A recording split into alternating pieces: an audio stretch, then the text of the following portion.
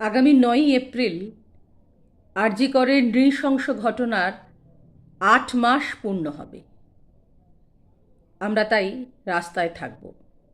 অভয়া মঞ্চ এবং joint platform of ডক্টরসের পক্ষ থেকে সিদ্ধান্ত নেওয়া হয়েছে আমরা আগামী 9ই এপ্রিল বিকেল 4:30 করুণাময়ী থেকে সিজিও কমপ্লেক্স যাব। আমরা রাস্তায় থাকব, আমরা প্রতিবাদে থাকব। অভয়ার ভয় নাই, রাজপথ ছাড়ি নাই। সিবিআই এখনও সাপ্লিমেন্টারি চার্জশিট দেয়নি। কেন কেন এত দেরি করছে সিবিআই?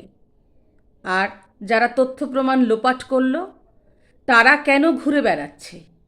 প্রকৃত অপরাধীরা এখনও কেন ভেতরে ঢুকছে না? তারা কেন এখনও বাইরে ঘুরে বেড়াচ্ছে? সেই প্রতিবাদে আমরা ছিলাম, আছি, থাকব যতক্ষণ না আমরা সঠিক বিচার পাচ্ছি। আমরা রাস্তাতেই আছি।